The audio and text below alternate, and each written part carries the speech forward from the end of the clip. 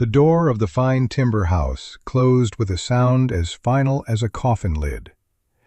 It was the house her husband Thomas had built, the house where her son Silas was born, the house where she had held Thomas as the fever took him. Now it belonged to his father, Mr. Thorne, the man who ran Promise Creek with a ledger and a hard gaze. He stood on the other side of that door, his duty to his dead son's memory now officially concluded.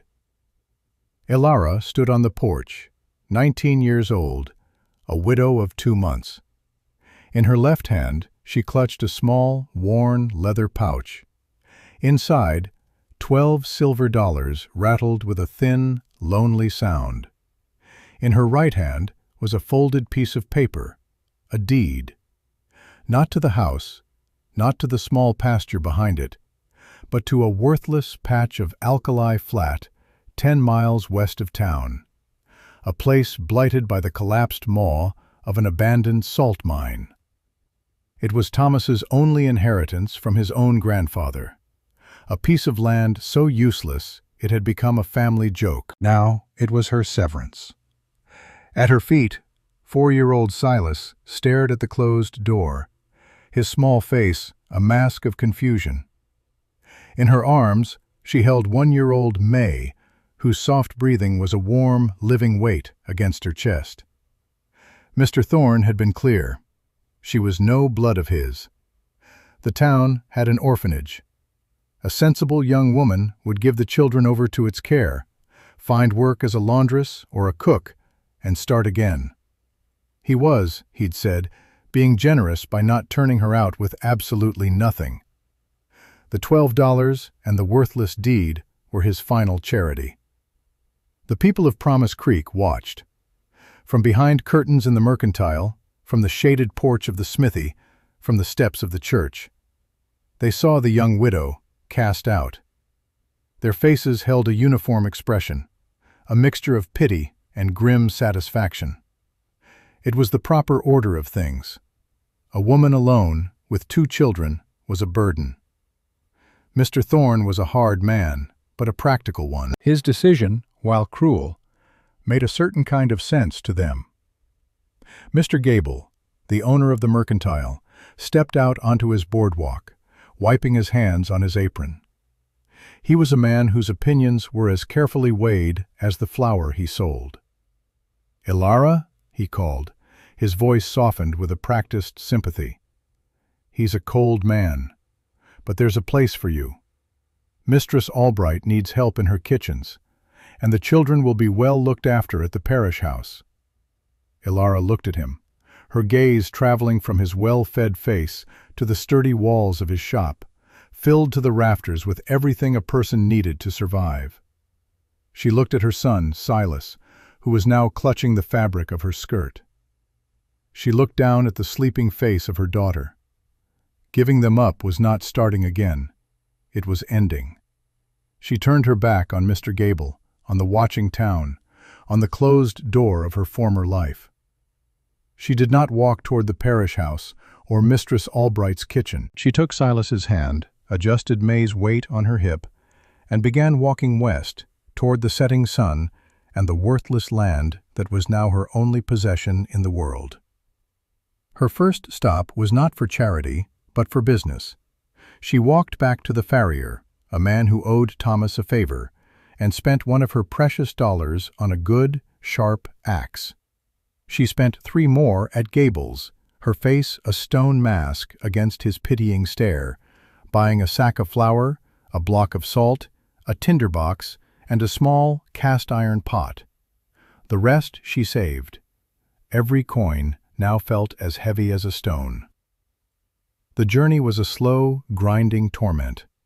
The road out of Promise Creek quickly dissolved into a pair of ruts, which then vanished into the vast, open scrubland. The high plains were not beautiful. They were a study in brown and gray, a landscape scoured by a wind that never seemed to stop. It blew dust into their eyes and tugs of cold through their thin clothes. Ilara carried May in a sling fashioned from her shawl, the baby's warmth a small comfort against her own weary body. The axe and the pot were tied to a canvas sack on her back, along with the flour and salt. Their weight pulled at her shoulders, a constant, dull ache that settled deep in her bones. Silas, brave and silent, walked beside her, his small hand locked in hers. He stumbled often, his little legs not made for such a trek. Each time she would stop, help him up, and they would continue, a tiny, defiant procession against the immense, indifferent emptiness. For 2 days they walked. They slept huddled together in the lee of a rock outcropping, the thin blanket she'd managed to pack doing little to ward off the profound cold of the plains night. She built a small fire, feeding it with sagebrush and dried dung, and they ate a miserable meal of flour mixed with water, cooked into a paste over the flames. The world she had known, of warm beds and solid walls, felt a lifetime away. She was an animal now, concerned only with warmth, food, and the next step forward. On the afternoon of the 3rd day, she saw it. A scar on the face of a low, barren hill. The ground around it was bleached white, cracked and sterile, where the salt had poisoned the earth. At the center of the blight was a dark opening, a jagged mouth half-choked with fallen rock and weathered timbers. The abandoned salt mine, her inheritance. A wave of despair so cold and vast it threatened to drown her washed over Alara. Her knees felt weak. She sank to the ground, pulling her children close. The town was right. Mr. Thorne was right. This was not a place to live. It was a place to die. The wind howled over the hill, a sound of pure mockery. She had dragged her children all this way, spent her last reserves of strength and money to reach this desolate hole. Tears of rage and hopelessness stung her eyes. For a long, terrible moment, she surrendered to the cold dread. But as she sat there, shivering, with the wind clawing at her back, she noticed something, a strange stillness. The air just in front of the mine's entrance did not move. The dust motes hung suspended. While the wind screamed over the hilltop, the space directly before the dark opening was an island of calm. Curiosity, a long dormant instinct, stirred within her. She stood up, leaving the children huddled in the blanket, and took a hesitant step toward the entrance. The air grew stiller and warmer, not warm, but temperate. The biting cold of the wind was gone, simply erased. She stepped through the opening, into the twilight of the mine's throat. The air was cool, but it was a cellar cool, not the knife-sharp cold of the plains. It was utterly still and silent, save for the sound of her own breathing. She took another step, and another, her eyes slowly adjusting to the gloom. The mine was larger than it looked from the outside, a wide tunnel sloping gently down into the earth. Then she heard it, a faint, rhythmic sound. Drip, drip, drip. She followed the sound deeper into the darkness, her hand trailing against the rough, cool rock wall. The dripping grew louder, echoing in the vast silence. Around a bend in the tunnel, she found its source. From a fissure high up on the rock face, a tiny, glistening thread of water trickled down, clean and clear, collecting in a natural stone basin on the floor. She dipped her fingers in. It was cold, fresh, and utterly free of the salt that contaminated everything else. She knelt there in the dark, touching the life-giving water. The rock around her was a solid, unmoving mass. It did not feel the wind. It did not feel the bite of the coming winter. It held the deep, constant temperature of the earth itself. Still air, fresh water, and shelter from the wind. It was not a grave. It was a chance. The despair did not vanish, but it receded, replaced by a grim, cold resolve that felt as hard as the rock beneath her knees. This would be their home. The work began that same day. Her first task was to make the entrance defensible. The opening was a chaotic jumble of rock and rotting timbers from the old mine supports. Using her hands and the flat of her axe, she began to move the smaller rocks, her muscles screaming in protest. It was brutal, punishing labor. Her hands, soft from a life indoors, were raw and blistered by the end of the first hour. By the end of the day, they were bleeding. She ignored the pain, wrapping them in strips torn from her petticoat. Over the next week, she cleared a space just inside the entrance. She found a collapsed shack a quarter-mile away, its wood seasoned and silvered by the sun and wind. Piece by piece, she hauled the precious lumber back to the mine. It was a treasure. Using the salvaged timbers, she began to frame a wall across the mine's wide mouth, leaving a space for a door. It was crude, clumsy work. She had only her axe and the rocks she used as hammers. But slowly, a barrier began to rise, a demarcation between the howling chaos of the outside world and the still sanctuary within. Between the timbers, she stacked rocks, fitting them together like a puzzle. She discovered a deposit of clay deep in one of the side tunnels, a place where water had pooled for centuries. She mixed this clay with dried grasses and water to create a thick, sticky mortar, packing it into the gaps between the stones. The wall was ugly, but it was solid. It blocked the wind completely. For a door, she lashed 3 wide planks together with rope she'd salvaged, creating a heavy barrier she could heave into place at night. With the shelter sealed, she turned to heat. A fire in the middle of a wooden-framed mine was a death sentence. She needed stone. She identified a solid wall of rock, far from any of the old timber supports. Against this, she would build her hearth. For days, she hauled flat stones from the hillside, her back and legs burning with a fire of their own. She laid a foundation, then built the walls of the firebox, using her clay mortar to seal the joints. The chimney was the greatest challenge. She had noticed a thin, vertical fissure running up the rock face above her chosen spot. It was a long shot, but if it vented to the outside, it could serve as a natural flue. With Silas holding a candle below, she climbed a rickety pile of rocks and dropped small pebbles into the crack.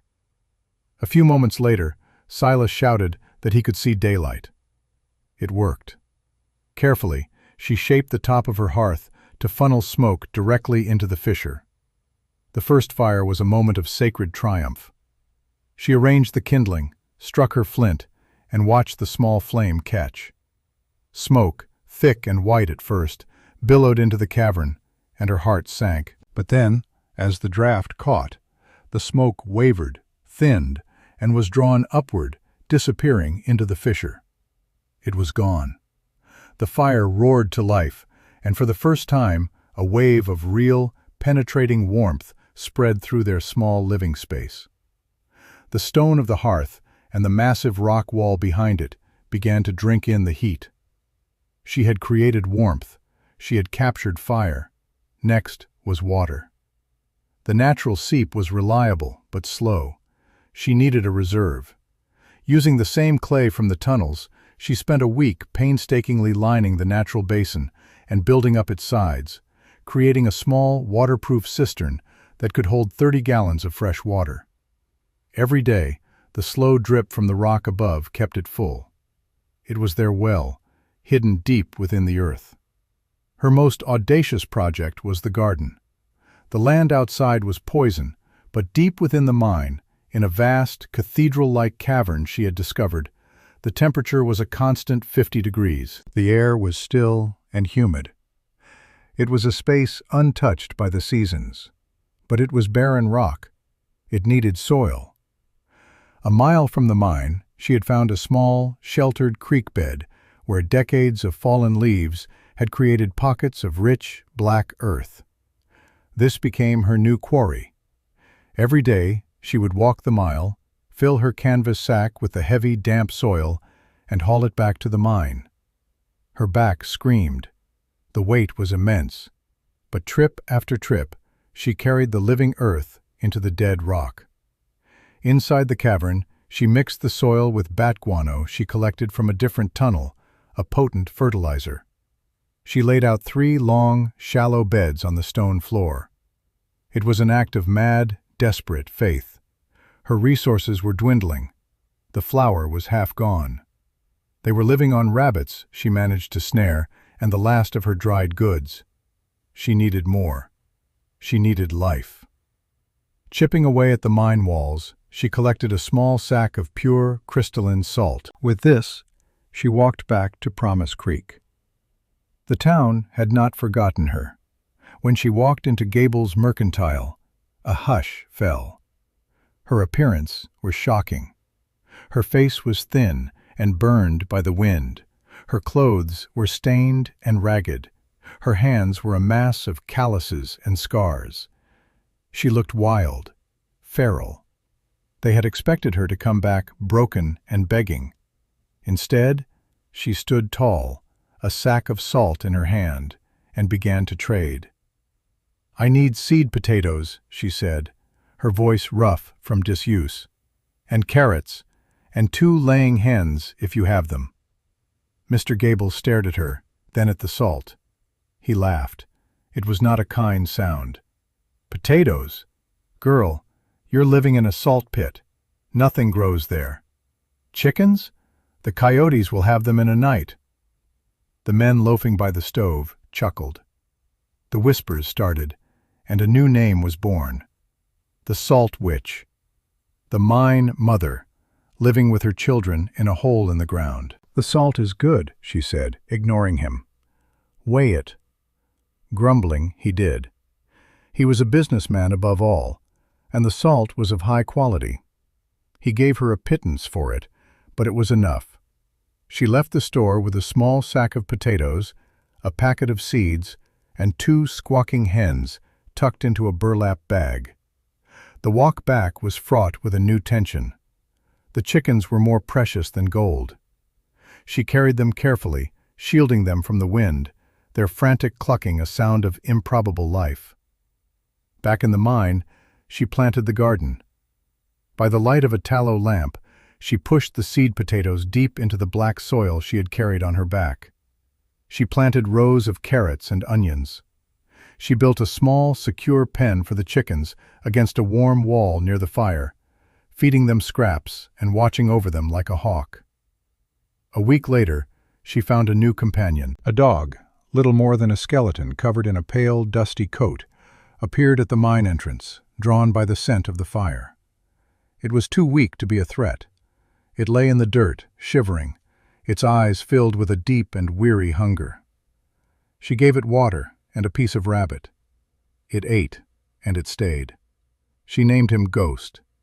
He became the guardian of their small kingdom, his low growl a reliable warning of any presence outside, his warm body a comfort to the children at night. As autumn deepened, a routine settled over them. The world outside grew colder, the winds more fierce. But inside the mine, their life was one of order and rhythm. Each morning began with the fire. Ilara would add logs from the small stockpile of wood she had gathered, and the thermal mass of the rock would release the heat it had stored overnight. She would check the water cistern, the level always steady. She would take a lamp to the garden, a place of impossible green in the heart of the rock. The potato vines were growing, pale but strong. The chickens, safe and warm, provided an egg nearly every day, a miracle she treated with reverence. Silas and May's world was the warm stone, the glow of the fire, the comforting presence of Ghost. Silas helped carry small pieces of wood and checked the snare lines near the entrance with Ghost. May, now walking, toddled around the living area, a child of the twilight, her laughter echoing softly in the great stone chamber. Ilara was not just surviving, she was presiding over a tiny, functioning world of her own creation. She was alone, but she was not lonely. She was the sovereign of the mine. They faced smaller tests. A heavy autumn rain sent a sheet of water down the hill, threatening to flood the entrance.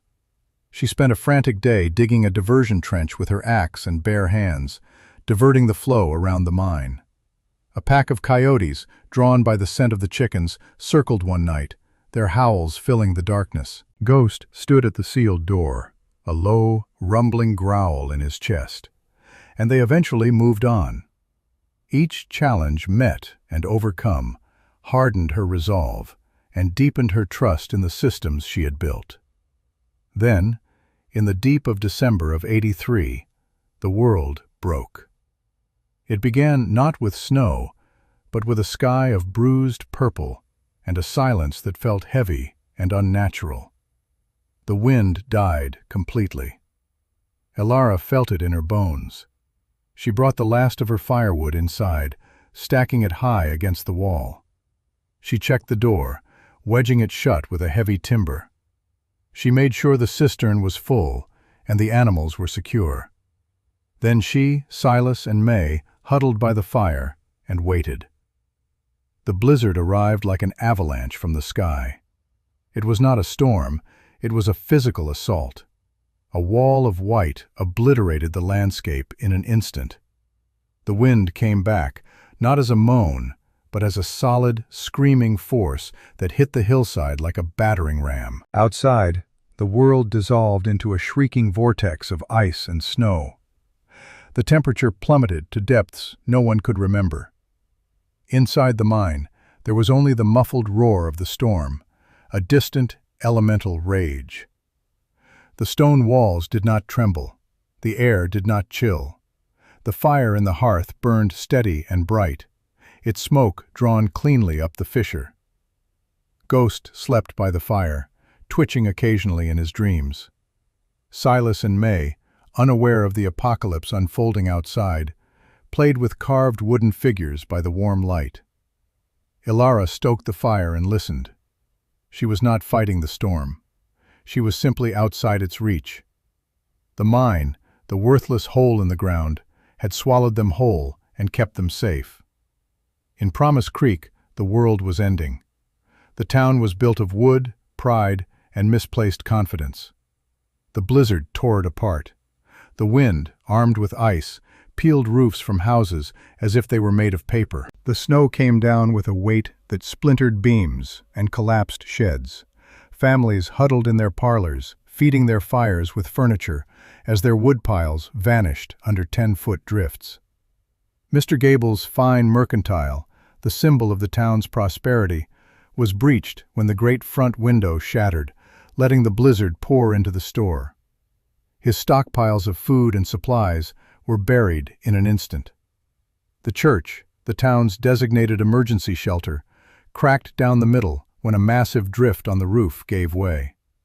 The community's certainty, their belief in their own sturdy rightness, shattered like ice.